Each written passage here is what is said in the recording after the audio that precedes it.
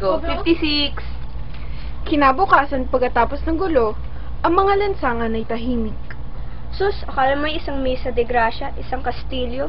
Maraming putok. Okay, 1, 2, 3, go. Maraming putok. Sabi nila, mga pangkat daw ni Matandang Pablo. Mga tulisan ba? Hindi marahil. Ang balita ay ang kwadrilyero ng kalaban ng mga sibil at iyon ang dahilan na kung bakit hinuli si Don Filipo.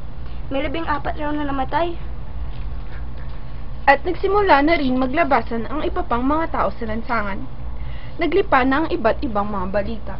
Tinangka daw kasi itakas ni Ginoong Ibarra si Maria Clara, kaya pinagtanggal ni Kapitan Tiago ang dalaga sa tulong ng mga Guardia Civil. Nasugatan si Kapitan Tiago at dadalhin raw ito sa Maynila.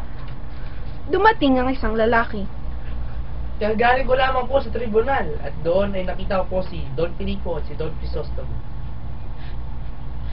Sige, ulitin mo. Sige lang, bakit ka ba tumitigil? O sige, ulitin mo na. Ulitin mo na lang. Si Bakit ka ba tumitigil? Sorry nagkamali. O game, ulitin mo na lang. Game, ulitin mo na. Ulitin mo na. 1, 2, 3, go.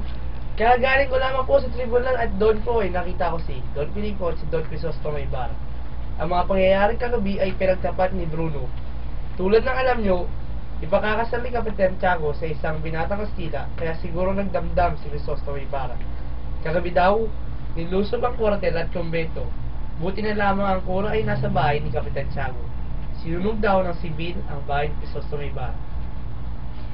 Samantala, isang utosang babae ang nagsabi na nakita niya sa looban ng isang kapitbahay ang bangkay ni Lucas na nakabitin sa sanga ng isang puno ng santol. Yes.